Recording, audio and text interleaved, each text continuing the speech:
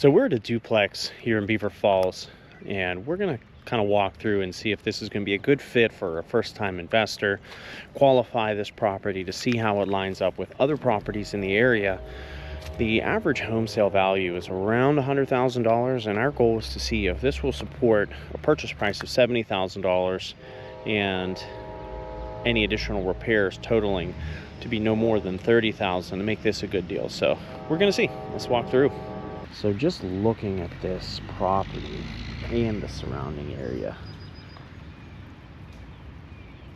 this is not ideal.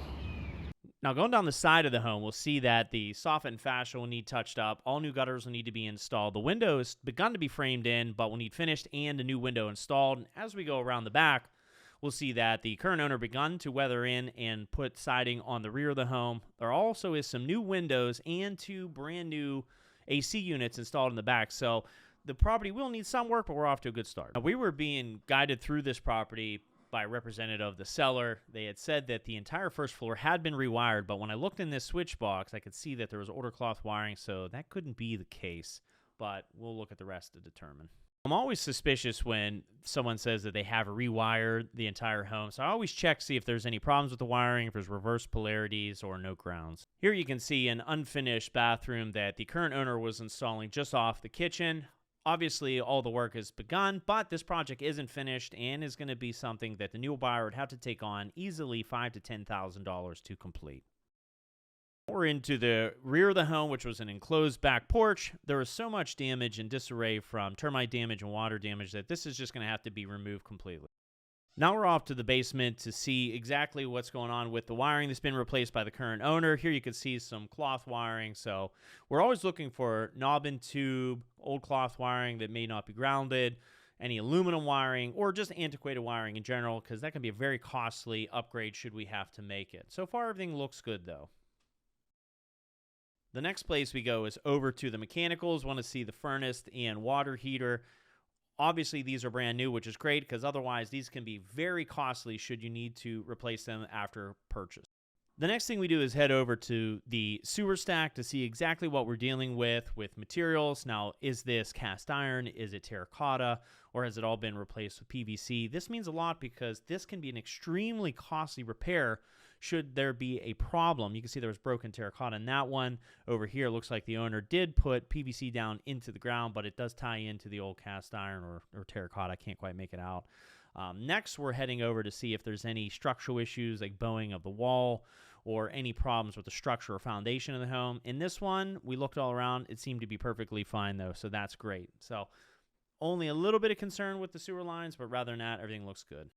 In this one spot in particular, we do see a lot of water penetration coming through. This is stack stone construction and leaks like a sieve, and we know outside that the gutters need replaced, so it's not mitigating water away from the foundation, which is why it's coming in. Now we've headed upstairs, we're into the first bedroom, and we're going to be looking at some of the wiring that we're seeing in the floor. Here you see is knob and tube, which is not in service anymore. However, when someone says that they've rewired a home, oftentimes they can't pull all brand new wire. So what they'll do is they'll tie into the knob and tube in the pesky to reach places, and this will cause problems as you go up into the next level where it won't be grounded and you still have some knob and tube in service. But we can't prove that right now. Here on the back wall, you can see daylight coming through, so it's going to need to be wrapped on the outside and siding put on to keep the elements out. Then it'll have to be insulated as well. The only difference with this bedroom versus the first one is the peeling paint. Now we're moving over to the second unit. Here you can see there's a door that went out onto the porch. It's being framed in because that porch is going to be removed. This is also the window that's being replaced that would feed into that porch. It needs to be repaired because it's going to be subject to the elements once that porch is removed. Now this side has not had as much work done to it as the first one that we were in, so here you can see we're in the kitchen. The kitchen is very large, but it will need to be completely replaced as well as the first unit. Now we're off to the second floor of this unit, and it's going to have all of the same problems that we experienced over in the first unit. Since it's not been rewired yet, it's going to have antiquated wiring in there that's probably going to need to be addressed and replaced. It also is not going to have insulation, and since the siding was failing, water was getting in behind and could possibly be doing damage that we just can't see that's behind the drywall and finished wall. Also, you can see that the damage from the failed roof is visible and substantial. However, that new roof has been installed, so this problem has been mitigated, but the damage remains. Ultimately, this entire bathroom is just going to have to be remodeled. Functionally, the layout is not really that ideal. So since it's going to have to be remodeled, we can move this around so it has a better layout and all of the finishes are modern, nice, and new.